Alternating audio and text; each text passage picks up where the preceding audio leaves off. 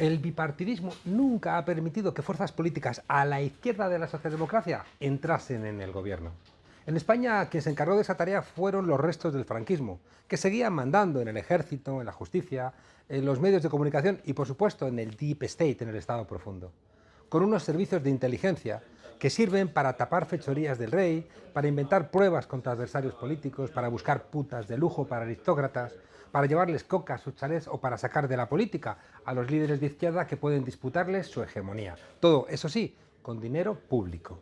¿Por qué la extrema derecha de Vox? ¿Por qué el PP, Ciudadanos, respaldan al Centro Nacional de Inteligencia? Pues porque lo consideran propio, como ocurre con el actual Consejo General del Poder Judicial. Y necesitan que tú no te hagas preguntas y que creas que eras mucho más feliz cuando sabías menos, hasta que te toque a ti. Y entonces será muy tarde. Me dice un amigo preocupado por la actitud de Unidas Podemos, de Esquerra Republicana de Cataluña, de Bildu, respecto de las escuchas, que cuando se tenga que espiar, pues que se espíe, pero eso sí, con arreglo a la legalidad vigente, y que se pidan responsabilidades no ahora, sino una vez que se sepa lo que pasó. Aunque ningún juez, con la Constitución española en la mano, podría nunca autorizar el uso de Pegasus. Además, en España, de los robos del rey o del espionaje nos enteramos siempre desde fuera de nuestro país. Bien, por el periodismo clásico español. Los temas delicados, dice mi amigo, se pueden tratar con un bisturí o con un hacha. Y resulta que Podemos no puede tratarlo siempre con un hacha si queremos que el gobierno se mantenga y pueda seguir otra legislatura. Porque es evidente que cualquier crisis de gobierno a quien beneficia es a la derecha. Todo eso es cierto. Pero resulta que el hachazo no es el espionaje. El hachazo es denunciar el hachazo. Como gran argumento me dice mi amigo, que era radical de izquierdas en su juventud, que si se pregunta a la ciudadanía ahora por sus preocupaciones, entre las 10 primeras no aparecería nunca el tema del espionaje. No demos más ticket, continúa, gratis a la derecha y su extrema derecha. Mi amigo, que ahora milita en el PSOE, por cierto.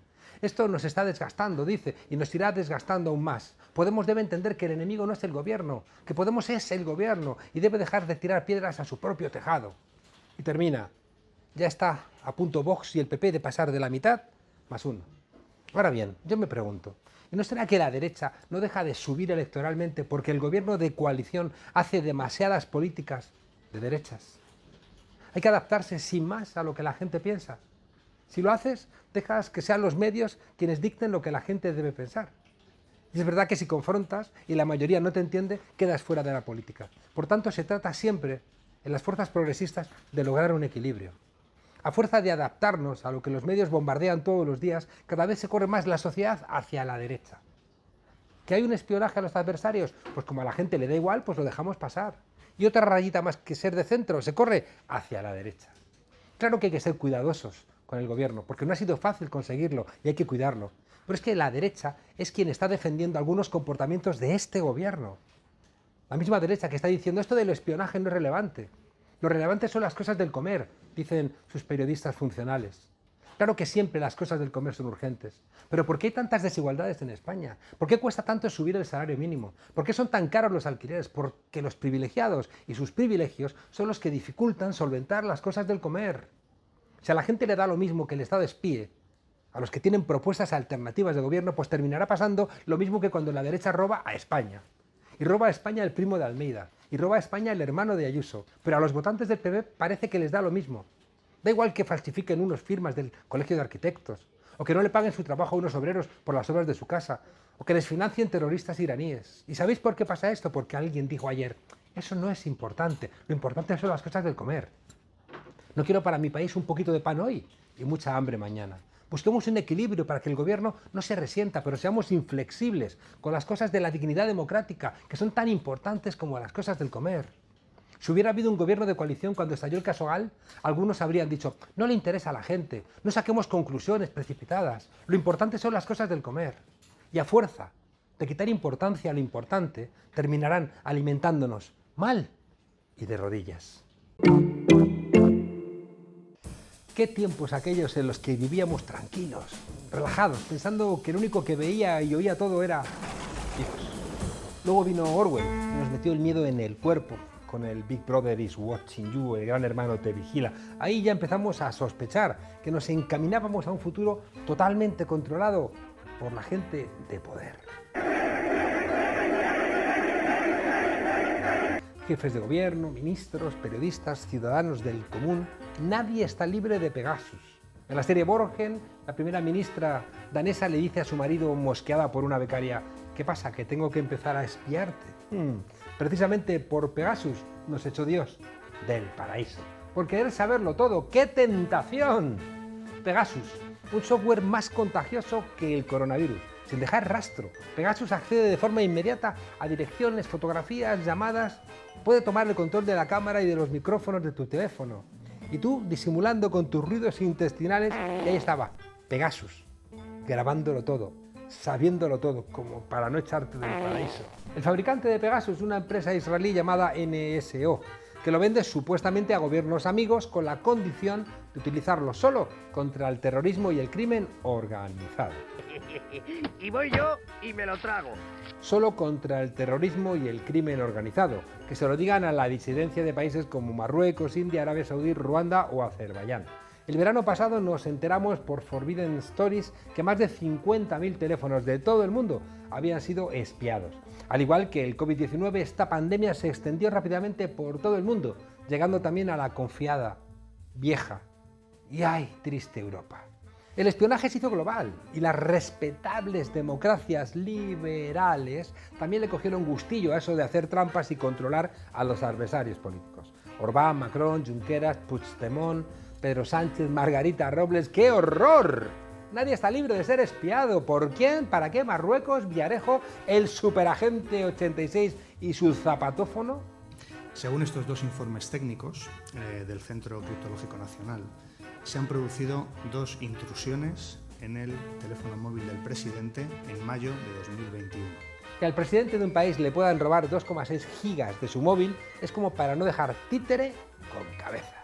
Según la versión oficial del gobierno, los ataques al móvil del presidente Sánchez se produjeron entre mayo y junio de 2021. Esto es importante remarcarlo, porque refuerza la hipótesis favorita del gobierno, que el ataque vino del exterior. Como esos días andaba de visita oficial a Ceuta, pues no hay que ser Sherlock Holmes ni James Bond para sospechar de quién estaríamos hablando.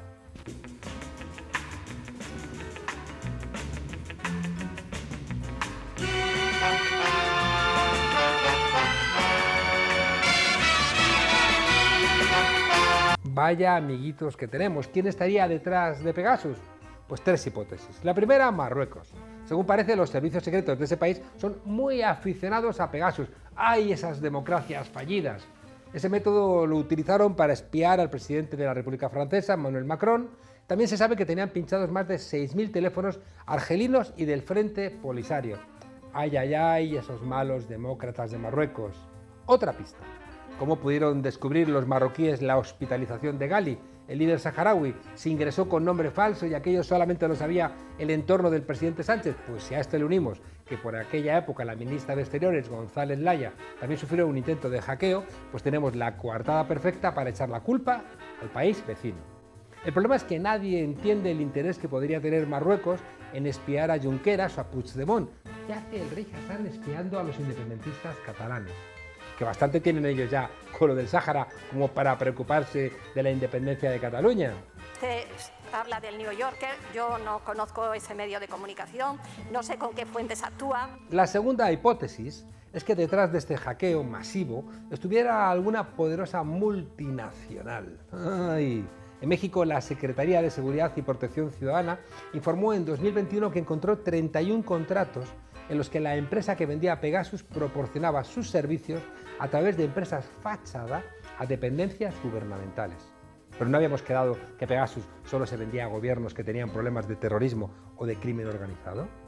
Desvío de fondos públicos, millonarias comisiones. No parece una hipótesis muy probable, pero conociendo cómo se la gastan algunos empresarios, por ejemplo, los españoles, nada es descartable. Eso sí, si el primo de Almeida o el hermano de Ayuso han espiado con Pegasus, lo han hecho seguro por España. Yo lo que le puedo garantizar es que, lo he dicho antes, las cloacas del Estado se fueron por el desagüe de la moción de censura. Y si las cloacas no se fueron por el desagüe, como dijo con cierta arrogancia Pedro Sánchez en 2019, dudando de la conexión marroquí o de la implicación del florentino de turno, llegamos a la tercera y también la, desgraciadamente, más posible de las hipótesis.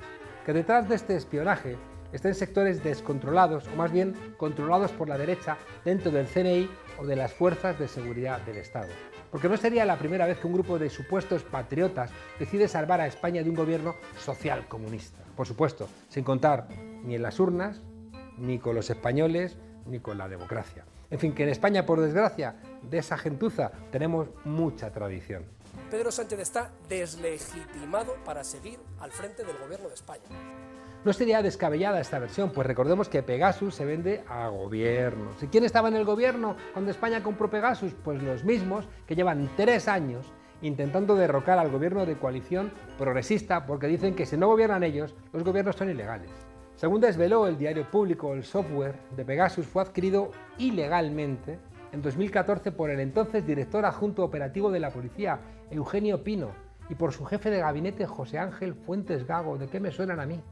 Patriotas, al servicio de otro patriota de toda la vida, llamado Jorge Fernández Díaz, ministro del PP, miembro del Opus Dei y fundador de la conocida como Policía Patriótica, que en el fondo era policía política como la del franquismo. Los que inventaron pruebas precisamente contra Podemos, los que sobornaron a militares venezolanos para que testificaran mintiendo contra Podemos. Ahora vemos cómo van encajando las piezas. ¿Y a quiénes fueron a los primeros a los que espiaron con Pegasus? ¡Ay! Ningún secreto aguanta tiempo. Y ya lo verán ustedes.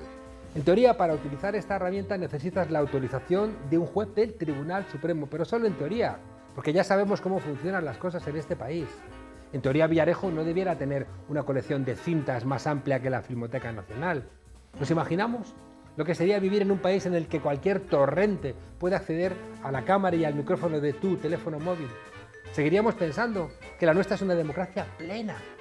El Ministerio de Defensa descarta esta hipótesis, pero la historia induce a pensar mal. Además, como para fiarse de un CNI que ha tardado más de 1 año en descubrir que al presidente de España le estaban espiando. Lo llaman inteligencia y a lo mejor no lo es tanto.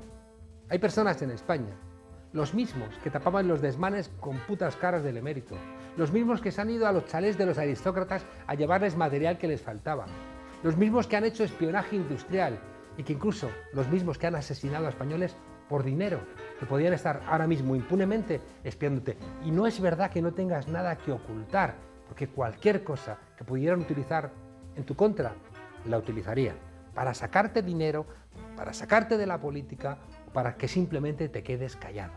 Algunos dicen que la cosa no es para tanto. Eso sí, los que dicen que la cosa no es para tanto son los mismos que dijeron que con los GAL había que mirar para otro lado. Dice un proverbio africano que en tanto en cuanto los leones no tengan sus propios historiadores, la historia de las cacerías las seguirán escribiendo a mayor gloria de ellos mismos los cazadores. Y qué mejor que preguntarle a Miquel, puto Miquel, al respecto. ¿Cómo estás? Muy bien, muchas gracias por invitarme. Oye, ¿y eso es así? ¿Los leones tienen que tener sus propios cazadores? Digo, sus propios historiadores. Hombre, digo yo que menos, ¿no? La historia escrita desde abajo está aún por escribir mucho más de lo que ya han escrito grandes como Hobsbawm y, bueno, muchos otros. Pero aún queda muchísimo por hacer porque tradicionalmente se ha escrito desde arriba. Tú insistes mucho que quien escribe cuenta lo que le sale del nardo. Eurocentristas, extractivistas, la idea de progreso, la idea heterosexual. Sí, bueno, a ver, al final se escriben con unos... la historia lee las fuentes, pero las fuentes hay que leerlas a contrapelo si queremos escribir lo que no nos dicen las fuentes de forma tan clara, porque al final, sobre todo cuando hablamos de ciertos periodos, son fuentes que escriben desde unos contextos muy cerrados, ¿no? Obviamente desde el poder, etc.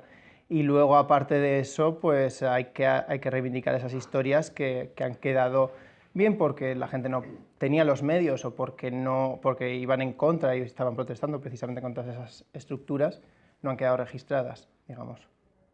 Quien te pone los nombres termina mandándote. Sí, yo creo que eso está bastante claro, ¿no? Al final, si no tenemos un control sobre la narrativa, no podemos realmente reivindicar nada, y si no encontramos nuestros pasados, además, se nos dirá que lo que somos son invenciones modernas o posmodernas. ¿Qué puede encontrar un millennial en la historia?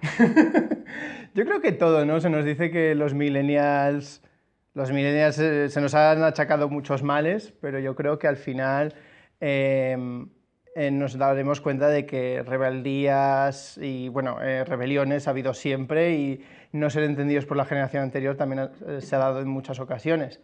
Y luego, aparte, obviamente, pues idiosincrasias más particulares que podemos ver de crisis de identidad también, etcétera, podemos encontrarlas en muchos otros periodos más convulsos del pasado, por ejemplo, y cómo respondieron la gente a esos periodos. Tú insistes mucho durante tu libro último en los vikingos y en las sexualidades desubicadas respecto del canon central. Sí. Bueno, sí, yo me he especializado sobre todo en la Alta Edad Media y conozco un poco más el mundo vikingo, el mundo islámico sobre todo, pero bueno, y la verdad es que obviamente, tal y como hemos leído a ciertos pueblos, en el caso del pueblo nórdico es muy claro, ¿no? Como hemos leído a los vikingos como el epítome de la masculinidad agresiva, no es del todo no es para empezar una imagen muy completa de las culturas nórdicas, y para empezar, luego aparte cuando hablamos sobre todo de culturas prehistóricas o protohistóricas, como es el caso del pueblo nórdico en la final de la Edad de Hierro, encontramos que su sexualidad, su género, no encaja en estos cánones tan impuestos desde una norma tan central. Obviamente tenían sus estereotipos y obviamente tenían sus normas sociales, pero no encajan dentro de el prototipo que vemos ahora con pelis y series que encontramos en todas partes. Y quizá un millennial puede encontrar ahí, en su desorden a lo mejor sexual o afectivo, puede encontrar también que en la historia hay gente que anticipó sus dudas. Sí, obviamente ha habido normas impuestas y ha habido contraponer las normas en todas sociedades, y esas normas, por supuesto, han sido muy diferentes, no solo con dos géneros o con un patriarcado, digamos, también con terceros géneros, otras formas de organizarse, otros roles sexuales y afectivos para también distintas formas de entender a los hombres, a las mujeres, etc. Y entonces yo creo que ver esa diversidad de formas de entenderse es muy importante para nosotros mismos saber que hay alternativas, por supuesto, para imaginar ya otros futuros, no solo el pasado. ¿Te la juegan históricamente los juegos? Yo creo que sí, al final hemos visto, no solo desde el mundo de los juegos, los videojuegos y las producciones culturales, digamos, también desde incluso cómo que nombramos como patrimonio que se debe conservar, nos centramos mucho en imperios, nos centramos mucho en las grandes potencias para ver el desarrollo histórico desde el imperio egipcio, luego pasamos a Mesopotamia, luego pasamos a Grecia, luego pasamos al imperio romano, y así vamos viendo la historia de las grandes potencias, ¿no? Y lo vemos así además de una forma casi lineal, sin no dejándonos ver precisamente las otras historias, cómo vivía la gente obviamente en esos imperios y quiénes luchaban contra esos imperios. El Ministerio de Defensa norteamericano, el Pentágono, se implica mucho en estos juegos. Sí, además son una forma de ver el desarrollo histórico como desarrollo militar, ¿no? Lo hacen lo mismo con producciones culturales, ¿no? Patrocinan porque al final es un método de propaganda para ellos mismos, porque al final si ves lo militar exclusivamente como una fuente de desarrollo, no vas a ver obviamente el peligro o los intereses económicos que hay detrás de esos desarrollos militares. Hablando de mentirosos, en España ha habido muchos hispanistas, siempre nos han explicado desde fuera, y los historiadores patrios han sido muy mentirosos. Estoy pensando en Ricardo de la Cierva y esa gente que decía que Guernica la habían volado los propios republicanos. Bueno, sí, hemos tenido mucha gente que ha querido ver la historia, obviamente de acuerdo a confirmar sus propios sesgos. El problema es la falta de honestidad, ¿no? Un historiador igual no va a ser objetivo totalmente, pero debería ser riguroso y sobre todo honesto para hablar de qué sesgos va a traer a su lectura de las fuentes, que ese es el problema. Y por supuesto hay un interés en la política constantemente por reivindicar un prototipo del pasado muy específico, obviamente ligado a la idea de imperio en el caso de España, y obviamente ligado a ciertas reivindicaciones de un pasado glorioso con ciertos tintes catolicistas y nacionalcatólicos.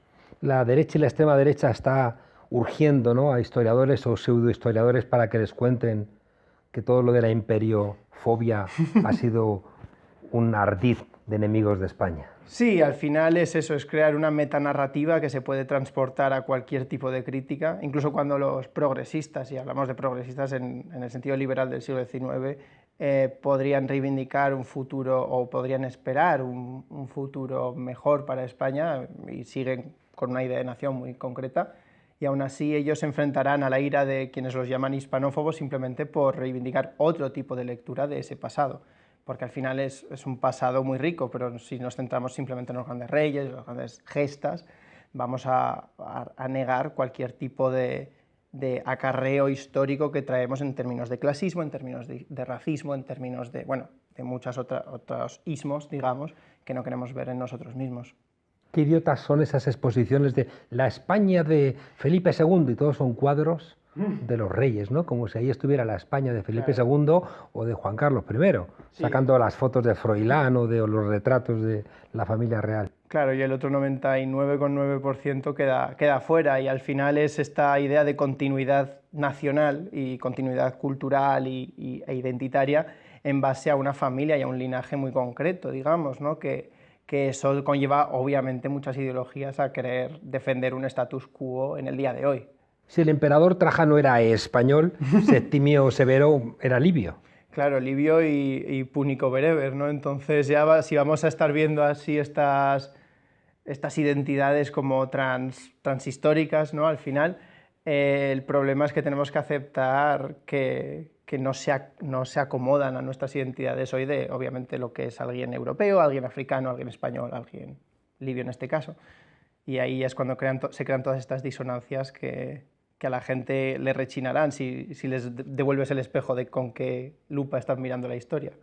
Cuando Isabel Díaz Ayuso dice que España tiene 2000 años, ¿es idiota, analfabeta o tiene malas intenciones? Yo creo que tiene malas intenciones. A estas alturas ningún político... Hay gente que lo cree de verdad y hay gente que realmente no lo va a ver de otra forma, pero yo creo que en este caso es precisamente agitar un discurso identitario, en el caso de lo nacional, para directamente apelar a una emocionalidad que, bueno, la historia al final se presta mucho a esos discursos identitarios porque apelan a una emocionalidad de reunirnos a todos juntos en base a gestas que nadie tiene ningún derecho a, digamos, a abrogarse, ¿no? Fuimos los primeros, fueron las primeras cortes europeas en León, vale, pero si nos arrogamos lo bueno, la gente va a negarse a abrogarse lo malo, ¿no? Y por tanto no van a aceptar, pues, cuando denuncias las bases coloniales del imperio, las bases racistas,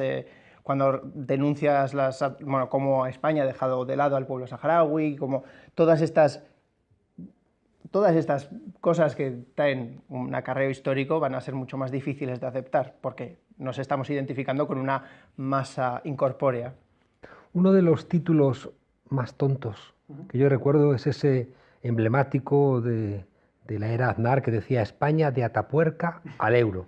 ¿Existía España en Atapuerca? Por supuesto. Bueno, a ver, no, pero obviamente si te hablas de un territorio, pues claro, ¿qué vamos a decir? Que obviamente los homo antecesor que se han descubierto en Atapuerca esos restos son patrimonio del Estado español, ¿no?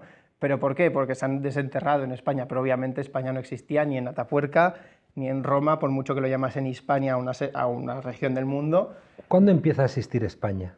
Bueno, es muy difícil poner una fecha, al final esto no es algo que se pueda datar con carbono 14, pero obviamente también tenemos que ver en qué sentido estamos entendiendo España, si estamos entendiendo como un Estado, si estamos entendiendo como una unidad política, etcétera, etcétera. Álvarez Junco habla de España como nación existencial, que se empieza a pensar a sí misma como España, todavía no tiene un himno, todavía no tiene una bandera, pero la invasión francesa de 1808 nos hace pensarnos como un grupo con intereses compartidos. Sí, yo creo que al finales del siglo XVIII y obviamente principios del XIX, digamos, es una fecha en la que se van acumulando todas estas identidades, digamos, y estos intereses comunes se van creando, ya no solo en España, también obviamente en Francia, se va creando una idea del común que va más allá de ser los súbditos comunes los vasallos comunes de un rey o de un noble cualquiera, digamos, ¿no? Y esa idea de el común yendo más allá de las fronteras del municipio o incluso de las fronteras en este caso en España, del reino particular, de las distintas coronas, yo creo que sí se podría fechar en torno a 18, principios de 19, obviamente sin decir un año concreto. Hay dos ideas que reivindica mucho la España eterna, que curiosamente son una de los judíos y otra de los árabes. Me refiero a la idea de unidad de destino en lo universal de José Antonio Primo de Rivera y los falangistas, que no es sino la idea de Castilla como pueblo elegido que trasladan los asesores judíos de los reyes, ¿no?, a sus asesorados. Y la otra es la idea del solar, que es una idea árabe que cuando cruzan el estrecho y se asientan en España no pueden ser seguidores de los visigodos y tienen que inventarse el solar hispánico, el solar de Al-Ándalus en ese momento, que eran sinónimos, ¿no?, como tú de alguna manera recoges en la historia, y le conceden al solar una idea especial que después también los enamorados de España le van a entregar una serie de características y de esencias especiales. Sí, al final en la Edad Media hay ideas de España o de Hispania o de España muy distintas y en constante conflicto, incluso entre las distintas monarquías cristianas hay una forma distinta de entender cuál es el pueblo sucesor o el pueblo heredero, digamos, de ese solar hispano que ha dejado Roma, ¿no? Hay algunos que entienden, obviamente, el reino de Asturias, luego de León, etcétera, entiende más desde la herencia visigoda, mientras que los navarros entienden más desde la herencia romana, y en el caso de la corona de Aragón también se entiende desde lo romano, pero luego al final se acaba adoptando, obviamente con la unión, digamos, de los reyes católicos, va más hacia una herencia visigótica, que eso es lo que se ve ya más a lo largo de la Edad Moderna. Y entonces este conflicto de distintas identidades y distintas herencias, ¿no?, al final es lo que da lugar a una visión mucho más rica de lo que es España como nación. ¿Se le puede explicar a alguien de Vox que el Cid Campeador mató seguramente a más cristianos que árabes? Hombre, se le puede explicar, que lo vaya a aceptar y que vaya a aceptar que eso quiere decir nada, ese dato quiere decir nada, yo creo que es más complicado, ¿no? Porque al final estos héroes, como puede ser el Cid, que se han asociado a una idea concreta de la historia, digamos que incluso hay gente más conservadora que lo reconocerá, que el Cid era un mercenario, pero a su vez van a decir que eso no quiere decir nada sobre el clima político en el que creció y vivió, obviamente, Rodrigo Díaz de Vivar. Decía Fraga Iribarne para que vinieran a vernos como seres exóticos, que somos diferentes. ¿España es diferente? No. O sea, España, obviamente, como cualquier otro país, ha tenido un acumule de distintas circunstancias históricas, como ha podido tener Francia, como ha podido tener Italia, pero al final muchas de las tendencias históricas que ha tenido España, digamos, en el desarrollo nacional, son las mismas que se estaban dando en Francia o luego se dieron en Italia con la unificación italiana, ¿no? Yo creo que al final España tiene sus circunstancias especiales y particulares, por supuesto, porque nada es totalmente igual, pero por supuesto obedece a tendencias mucho más generales en el desarrollo, por ejemplo, sociohistórico del industrialismo y del capitalismo industrial. Y obviamente luego está que la herencia musulmana, ¿no?, ha dejado un exoticismo que sí que permitía que España fuese diferente culturalmente, al menos, en lo que se percibía en lo que se quería vender a los turistas, que era lo que hacía Fraga, ¿no? ¿No compartes que en España hay un peso de lo religioso, como dice Marichal, que nos hace peculiares? Yo creo que hay un peso de lo religioso, creo que no nos hace peculiares en el sentido de que no es algo que no se haya podido dar en otro entorno con circunstancias muy similares o con las mismas circunstancias. Quiero decir, no hay nada en la esencia española, si es que podemos encontrar algo así, que haya favorecido ese desarrollo y por tanto no es algo de lo que no nos podamos despojar, por así decirlo. Claro, esencias no hay, son tonterías en las cuales cayó, por supuesto, Sánchez Dragó en su Gárgoles y Avidis, incluso gente inteligente, ¿no?, como Américo Castro, Sánchez Albornoz, buscando una esencia de lo español, unos más tontos diciendo que éramos visigodos y otros complejizándolo, diciendo que éramos una mezcla de judíos, árabes y visigodos, ¿no? O sea, esencias no hay. Sin embargo, sí que me parece acertada la expresión de Ramón Carande, resumiendo España en 2 palabras, demasiados retrocesos, es decir, que de repente surgen los comuneros y los masacran, surgen las germanías y los masacran, viene la reforma y nosotros somos los jefes de la contrarreforma, viene el pensamiento liberal y hay un cordón sanitario, se desarrolla el Estado social, o bueno, se desarrolla el liberalismo y los fusilamos con Fernando VII a las playas de Cádiz, se empieza a desarrollar la burguesía y tenemos guerras carlistas, que es un movimiento medio arcaizante, o se desarrollan los estados sociales en el siglo XX y en España tenemos un golpe de Estado que desemboca en una guerra civil y 40 años de dictadura militar. Parece que esos retrocesos sí que tienen cierta consistencia. Yo creo que sí, por un lado. Por otro, igual somos más dados a observar desde un punto de vista de izquierda, somos más dados a observar nuestra propia historia con una mirada crítica, como debería ser, yo creo. Pero a su vez también igual nos olvidamos de otros procesos de revolución y contrarrevolución que hubo en Inglaterra, que hubo en Francia, que hubo en Estados Unidos, a la par que, por ejemplo, que los comuneros, a la par que otras revoluciones que se dieron, pero a su vez que estos episodios hayan sobrevivido, por ejemplo, en el imaginario colectivo, como por ejemplo de los comuneros, ¿no? Que ya hace 500 años, yo creo que nos hablan también de que si bien ha habido obviamente una contrarrevolución muy fuerte y unos retrocesos muy fuertes, que eso creo que es imposible negar, que también ha habido un afán revolucionario, reivindicativo, que ha ido más allá, porque algunas de estas revoluciones han sido incluso pioneras en el ámbito europeo, si podríamos aumentar la escala, ¿no? Entonces yo creo que si bien ha habido muchos retrocesos, esto no debería ser un freno, debería ser crítico con cuáles son los pozos, ¿no? de estos retrocesos. Igual que ha habido una dictadura de 40 años en España, hubo una dictadura en Portugal, hubo obviamente los fascismos en Italia, en Alemania, etcétera, que nos hablan de que esas tendencias igual han tenido más arraigo en España en algunas circunstancias y a lo mejor eso es lo que deberíamos analizar. ¿Es igual la memoria histórica que la historia? No, por supuesto que no. La memoria histórica es nuestro vínculo emocional con el pasado, ¿no? Entonces, si bien la historia es una ciencia que estudia el pasado con fuentes y las contrasta, la memoria histórica es cómo respondemos también y qué vínculos afectivos tenemos en el presente con ese pasado. Entonces, eso puede ser más crítico, puede ser más afectivo directamente y sin contrastar, pero por supuesto debería ser multivocal, ¿no? Debería además recoger los testimonios de gente, obviamente en el caso español, estamos hablando de memoria histórica, normalmente nos referimos a precisamente la historia del siglo XX y la historia del franquismo y el posfranquismo, ¿no? Entonces deberíamos tratarla con esos testimonios vocales de gente que aún sigue viviendo o ha vivido esas consecuencias. Pero es que tengo la sensación de que como la historia oficial era mentirosa, la memoria histórica era lo que realmente hacía el papel o suplía ese papel que no hacía la historia por estar vendida a patrones ideológicos del pasado o propios de la dictadura. Sí, yo creo que en el caso de la memoria histórica al final ha sido necesario y es aún más necesario, ¿no? Dar voz a esa gente que no pudo dejar un testimonio, por supuesto, además durante una dictadura, obviamente eso se tiene que rescatar.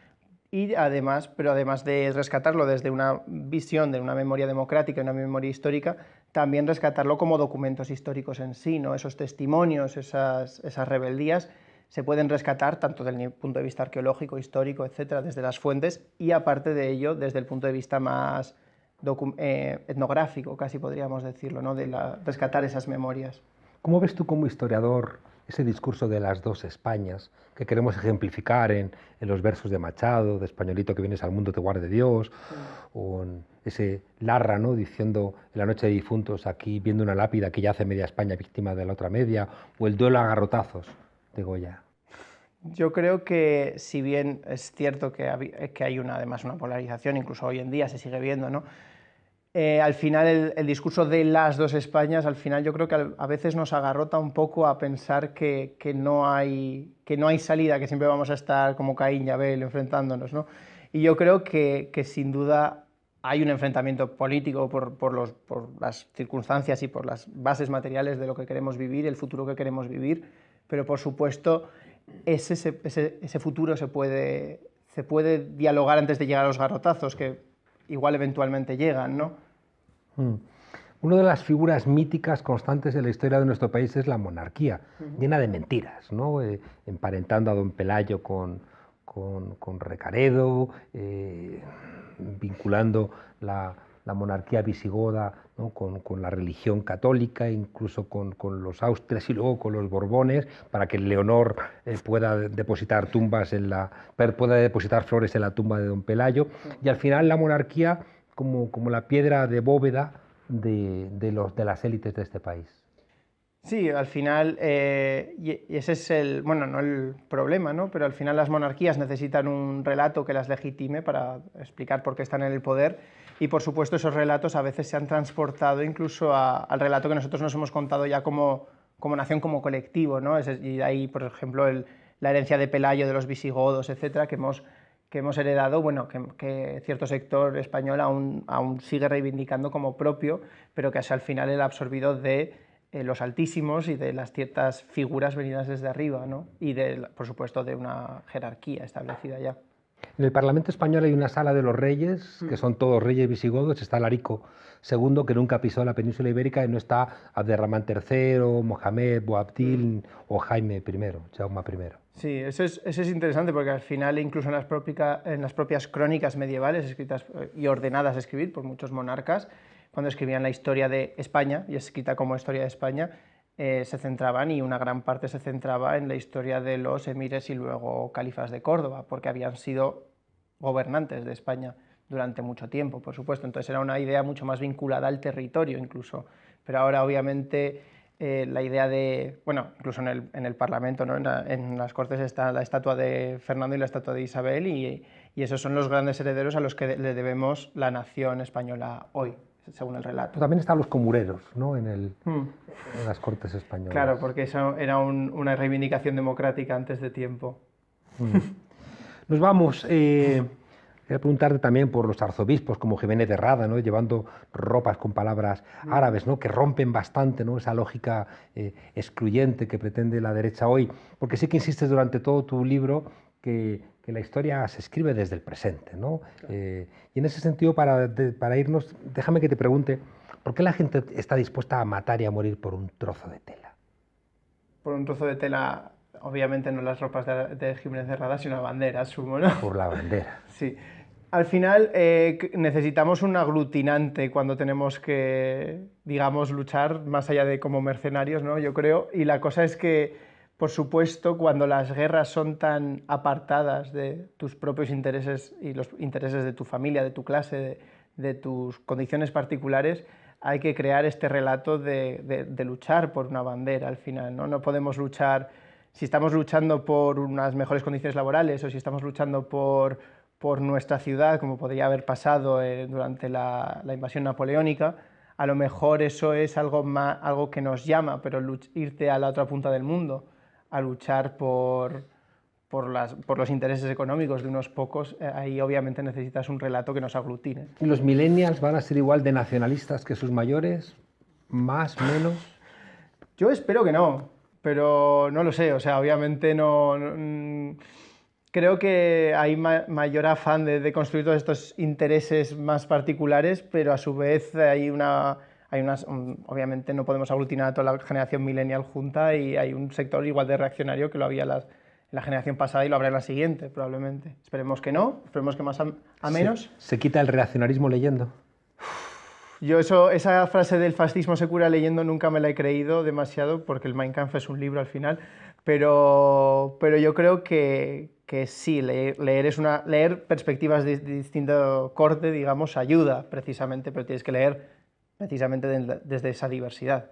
Por eso Mikel de Rada ha escrito: la historia no es lo que te cuentan, así que ya saben, a leer historia con un poquito de perspectiva. Gracias por acompañarnos aquí en La Frontera.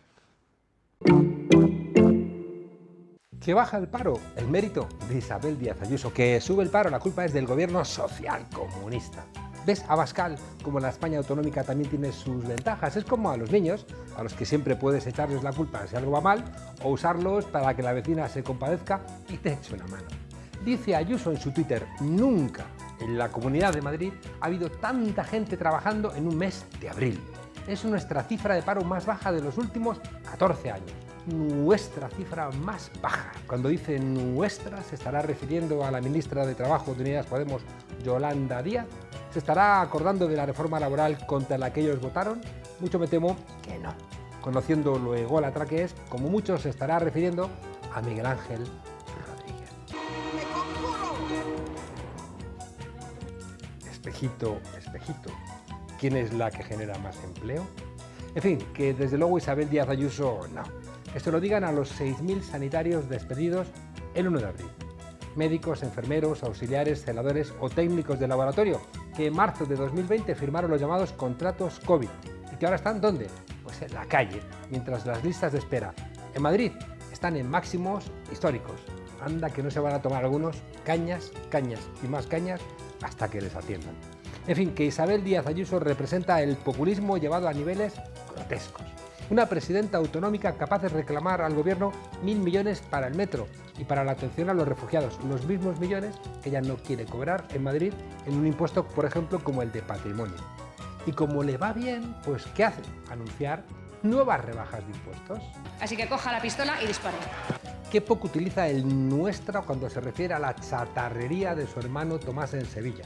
Un negocio montado con su socio que recibió 1 millón de euros por la venta de equipos y accesorios clínicos o el material sanitario no homologado adquirido por ese mismo hermano a una empresa china que falsificó los certificados correspondientes. Todo muy legal. La presidenta de Madrid solo utiliza los posesivos para ponerse medallas que no le corresponden o para referirse a la presidencia del PP madrileño. Su PP madrileño. Ándate con ojo, Feijóo, que esta lo convierte todo en chatarra. Hasta la semana que viene, desobedientes. ¡Chatarreros! ¡Chatarreros!